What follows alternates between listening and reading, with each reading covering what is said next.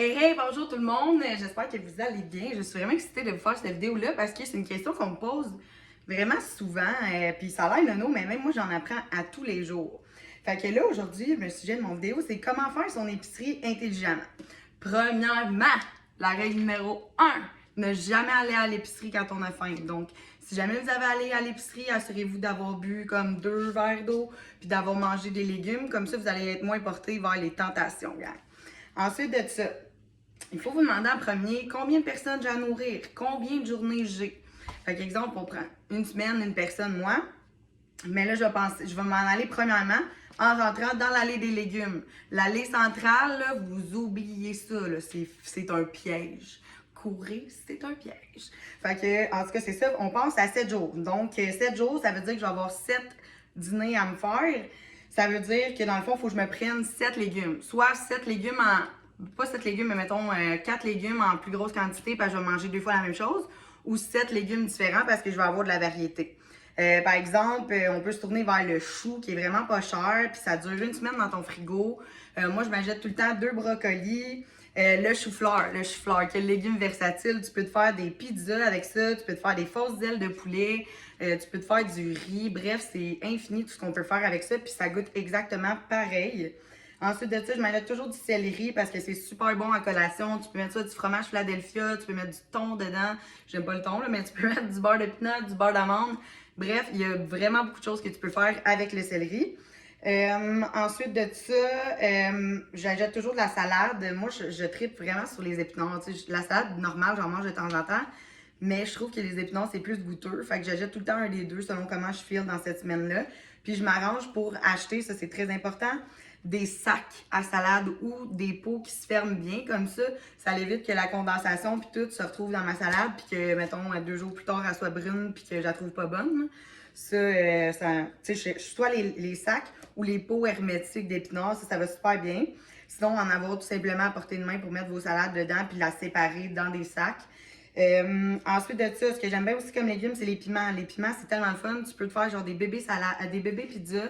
Tu prends ton piment, tu le coupes, tu mets de l'huile d'olive là-dessus, puis tu mets de la sauce tomate avec genre des petits chunks de pepperoni, puis ça fait de la pizza au piment. Sinon, tu te prends le piment pour te faire ton pain hamburger, ce qui est faisable aussi avec des champignons, ce qui est vraiment le fun. Sinon, un autre légume auquel j'aimerais attirer votre attention, c'est les patates douces. Les patates douces, c'est considéré comme des glucides complexes, donc il faut quand même se méfier. Mais, tu sais, si mettons, tu manges une patate douce comme accompagnement de ton repas, là, ça a bien de l'allure. Là. Ou sinon, qu'est-ce qui est le fun avec les patates douces, c'est que tu peux te faire de la poutine, tu peux te faire du pâté chinois, tu peux te faire des frites avec ça. Tout dépend, bien entendu, de la quantité dont tu consommes, mais si tu restes avec une patate, t'es correct. Ensuite de ça, les protéines, ça, c'est quelque chose que j'aime bien. Dans le fond, j'ai découvert au Walmart que tu peux avoir 4 poitrines pour 10$. Donc, ça, c'est vraiment pas cher. 4 poitrines, moi, j'en ai au moins, si c'est pas plus, dépendamment de la grosseur de la poitrine, pour 4 repas. Fait que qu'est-ce que je fais quand j'arrive chez nous? Je les sépare, je les congèle, je les reprends quand c'est le temps. D'ailleurs, là, je n'ai acheté un paquet de 4. Ça fait plus d'une semaine que j'attends pour le manger. Ensuite de ça, qu'est-ce qui est bon?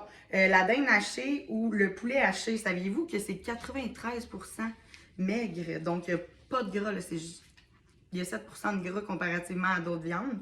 Fait que c'est super bon d'en manger. Qu'est-ce que vous pouvez faire avec ça? Ben, vous pouvez faire des burgers.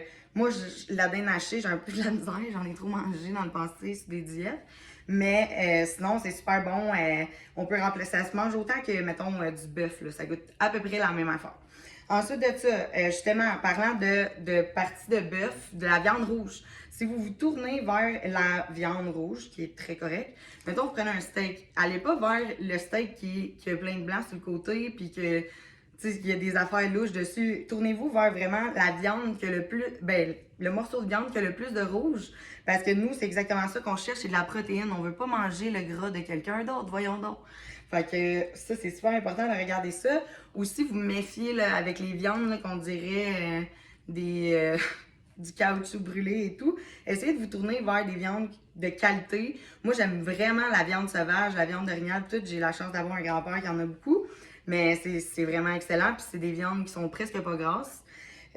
Ensuite de ça, on se tourne tout le temps vers le poisson. Si vous prenez du poisson, assurez-vous de le manger dans les 2 jours suivant votre achat pour garder la fraîcheur. Mais sinon, moi, j'ai trop, comme on dirait, j'ai un problème avec ça. J'ai trop une peur de manger du poisson pas frais. Ça m'écoeure. Déjà que j'aimais pas le poisson avant. Fait que la seule façon que j'ai trouvé d'en manger, parce que c'est bon pour le corps, c'est bon pour le cerveau, c'est bon pour brûler du gras aussi, les oméga 3, ben c'est de manger du frozen fish. C'est vraiment, tu sais, c'est les petites affaires, pas les sticks, là. C'est comme une espèce de, on dirait une poitrine, mais t'as assaisonné à quelque chose, puis t'as comme des filets de sole, t'as des filets de tilapia, genre aux tomates et épices, des choses de même. Ça, c'est super bon. Sinon, j'ai une super bonne recette de saumon aussi de mon amie Cine. Puis ensuite de ça, dans le congelé, qu'est-ce que j'ai appris récemment, c'est qu'il y a il y a des espèces de boulettes de dinde, ok, c'est parce que je pense français-anglais dans ma tête. Des boulettes de dinde que tu peux t'acheter congelées qui sont super bonnes dans un burger, que tu peux remplacer le pain par soit des piments ou des champignons. Ensuite de ça, j'ai toujours dans mon frigo, il me faut absolument, j'ai toujours mon gros 30 œufs. Puis dès qu'il est quasiment fini, je m'en vais m'en acheter un autre parce que les œufs, dans le fond, tu sais, c'est versatile. Je peux dîner avec ça, je peux déjeuner avec ça. Tu peux vraiment tout faire. Puis honnêtement, moi, j'adore ça. Fait que ça m'en prend au moins 2 à tous les matins. Ensuite de ça, le blanc d'œuf, c'est super bon aussi d'en avoir parce qu'il dure plus longtemps. Puis en plus de ça, bientôt, je vais vous partager une recette de pizza au blanc d'œuf. Ça va vraiment être débile. Ensuite de ça, on se tourne vers le beurre. Moi, le beurre, personnellement, j'en utilise pas vraiment. Je sais pas pourquoi, c'est jamais quelque chose qui m'a attiré. Puis moi, j'utilise vraiment l'huile d'olive, puis genre le pan, tout simplement. C'est pas mal les deux choses, sinon l'huile végétale. Mais tu sais, du beurre, j'en ai acheté depuis que j'ai déménagé ici, puis j'ai même pas touché encore. Ensuite de ça, quand on va vers le lait, dans le fond, il faut vraiment se tourner vers un lait qui est faible en gras. Tu sais, si t'es capable de prendre lui écrémé 0%, go for it. Mais sinon, tu sais, ce qu'on peut faire avec le lait, si vous aimez vraiment le lait, c'est de prendre ça comme un accessoire, dans le sens où est-ce que, tu sais, si ça vous prend absolument votre petit verre de lait, pourquoi vous ne prendriez pas ce petit verre de lait-là pour le mélanger avec le super smoothie? Comme ça, tout le monde est content. Sinon, moi, dans le fond, ce que j'aime beaucoup, c'est le lait d'amande. Même le lait de soya, là, c'est super bon. Puis, tu sais, tu mets ça dans tes shakes, tu l'utilises, mettons, pour tes céréales le matin, si tu veux, c'est vraiment délicieux. Puis ensuite de ça, j'ai oublié dans le congelé, il y a aussi, il se vend plusieurs sortes de burgers végétariens que c'est seulement juste comme des haricots, des choses comme ça pour vraiment remplacer la viande. Ce qu'il faut faire attention avec ça, c'est super bon d'en avoir, mais il faut se méfier parce que des fois, il y en a qui ont moins de 10 grammes de protéines. Puis si tu veux absolument que ça soit un repas, il te faut minimum 10 grammes de protéines. Donc, très important de vérifier les étiquettes en arrière. Ensuite de ça, le fromage, moi je tripe sur le fromage, j'en mettrais partout, là. Mais le fromage, c'est un autre piège. Dans le fond, il faut absolument qu'il y ait plus de protéines que de fat. Donc là, ce qu'on fait, c'est qu'on revire de bord le petit sac de fromage, puis on compare les deux. Est-ce qu'il y a plus de protéines que de fat? Si c'est le contraire, tu peux quand même le prendre. Par contre, tu peux pas le considérer comme une protéine. Tu dois le considérer comme un accessoire. Si, admettons, c'est ton fromage préféré, tu peux pas t'en passer, tu peux bien te saupoudrer une salade avec ce fromage-là. Ça va rien changer, c'est simplement qu'il faut faire attention pour la quantité que tu vas consommer par rapport au ratio protéines et gras. Ensuite de ça, le yogourt. Le yogourt, c'est tellement bon pour déjeuner. Pour vrai, je vais vous montrer, j'ai plein de recettes à vous partager.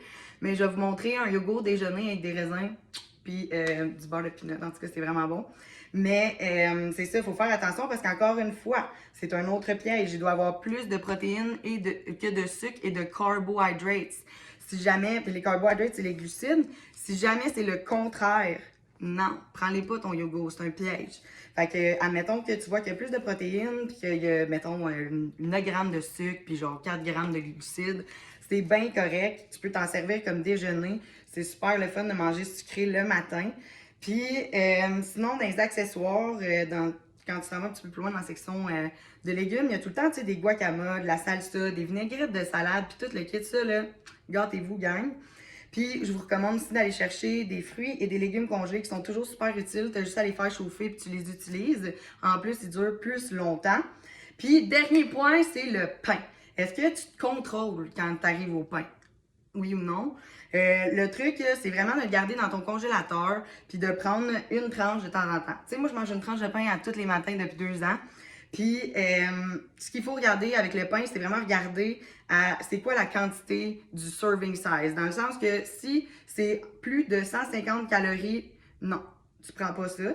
Si c'est en bas de 150 calories, ça doit avoir un ratio de 1 g de fibres pour 10 grammes de carbohydrates, de glucides. Donc, si c'est pas le cas, faut pas que tu prennes ce pain-là, t'en choisis un autre. Puis un dernier petit point aussi que je veux rajouter, c'est que dans le fond, dans ton pain, tu dois regarder s'il y a plus de fibres que de sucre, bien entendu, parce que si tu voulais manger des gâteaux, tu avais juste à t'en acheter un. Fait que c'est pour ça, il faut vraiment regarder. Donc, je rappelle qu'il faut moins de 150 calories pour ton pain, qu'il faut un ratio de 1 g de fibres pour 10 g de protéines, puis qu'il faut plus de fibres que de sucre dans votre pain. Donc, si jamais vous avez des questions ou quoi que ce soit, n'hésitez pas à venir m'en parler. Le dernier petit conseil que j'ai à vous dire, c'est éviter les allées centrales. C'est un gros piège. Vous allez rien trouver des biscuits puis toutes des affaires de plus haut que 18 grammes de sucre. Quand c'est 18 grammes de sucre, vous courez! Vous touchez pas à ça. Ça va être la pire affaire que vous allez pouvoir manger dans votre journée. Puis en plus, vous allez filer comme dans le marde. Fait que voilà, j'espère que ça vous a aidé dans votre épicerie.